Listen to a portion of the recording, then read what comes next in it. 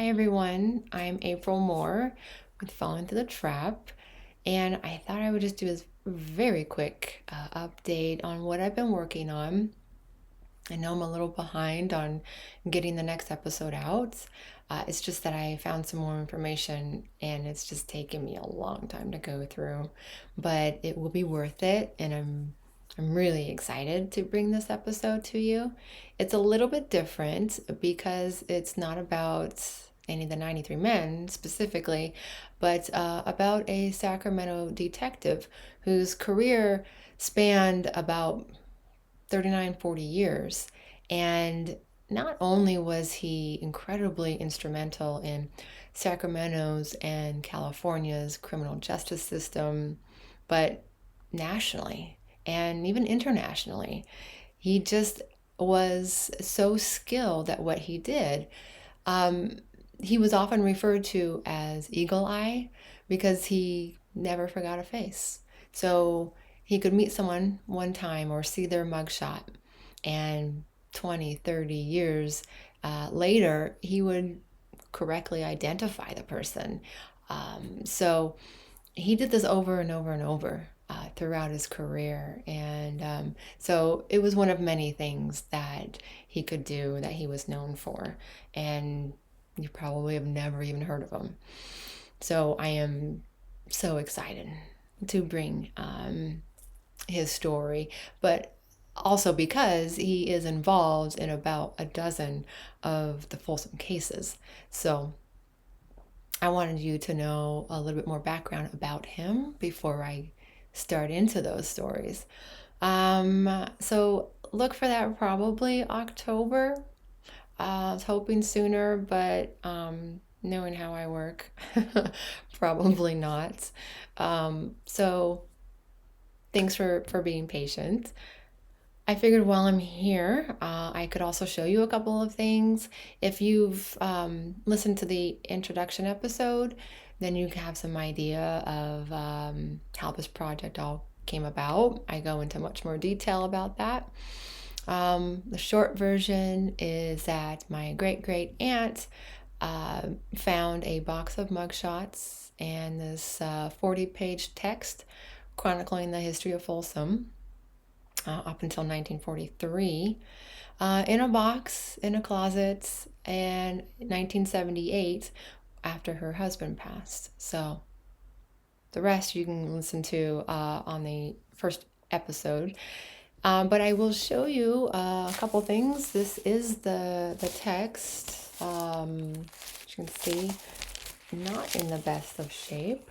But this is kind of talked about the population of the prison throughout the years. Like I think, for instance, in 1893, about 685 inmates. It would talk about punishments and escape attempts, the farming operations, just, little details about what was going on at the prison. And one of those escape attempts was in 1936, and it was actually the 86th execution. Shortly before his execution, he staged this pretty spectacular escape attempt, and A for effort, but it didn't work, obviously. So there's a whole rendition of that escape attempt in there, which is pretty incredible. So lots of little fun tidbits and things in there that has been fun to go through. But it's really the photographs that's obviously captured my attention. And so these are who I spent my time with for the last 17 years. And some had some extra information attached to his pictures. So this is Jacob Oppenheimer. I know you've heard me mention him a few times. He's probably my favorite, if I were to have a favorite. And on the back of each photo, there's also some more information about them, obviously, their name and where they were received from. Um, all murder in the first, except actually Oppenheimer was technically assault. So I can't wait to tell his story. Um, and just some information, first termer, uh, which was nicer than what the press and law enforcement would say, be a first time loser, 5-time loser. So got a few of those in here. Lots of interesting faces for sure. Some that definitely stuck with me when I first saw these.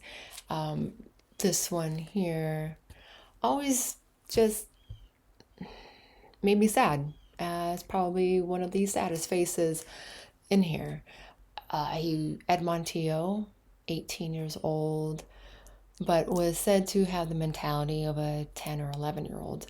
And he was found guilty of complicity in a robbery and hanged. So, quite sad, that story. Um, Here is actually Felix Sloper. Had a rough night, it looks like. A few rough nights. This was taken just after he was found guilty and in the county jail. And then was going to be, this is right when he arrived at Folsom. After that, he claimed he was being haunted by his victim. And it looks like maybe he was. And so, just intrigued by their faces and wanting to know the stories behind them. And that's what my goal has always been, to sort of humanize them too, really learn the story behind these and how the criminal justice system then worked or didn't work, how it relates today. So anyways, there were some other photos that were that came with these mugshots, and most of them were of the grounds at Folsom, but there was also this one. Let's see if I can do this right. Clearly, audio is more my forte. This is Ed Morrell, and on the back of the photo, though, in pencil, it says Sontag, and they're referring to John Sontag, who was a train robber who worked with a couple of others, and it was known as the Sontag Evans gang, and they were robbing Southern Pacific trains in the 1890s. And Ed Morrell was associated with them. In fact, he was arrested for assisting them and was serving a life sentence for that. And he was involved, or I should say, he has some ties to some of the Folsom men, most notably Jacob Oppenheimer. They were both in the dungeon at the same time, and you weren't allowed to speak in the dungeon. But Morrell was able to teach Oppenheimer how to communicate through tapping on the walls. And so they would have these long conversations. So the reason I bring up Ed here is I mentioned him in a bonus episode about Charles All and the cruelties that were going on there. When Ed was pardoned in 1908, he began lecturing about prison reform, and he was apparently friends with Jack London and the author. And evidently, Ed was the inspiration for a character in one of London's novels, The Star Rover. And this character gave a pretty detailed description about an out-of-body experience that he had while being tortured in prison. And so that's why I bring him up, because I am going to be releasing these bonus episodes for free for all of you. They've been on Patreon, but I don't think anyone's too interested in paying for them, so that's okay. I'm just going to release them for free for all of you. And so there'll be 3 episodes. I'm going to try to get those out this week for you to listen to. So I think that's about all, and that's probably good because video I don't think is really my thing. But I just want to thank you guys for being along on this podcast journey with me.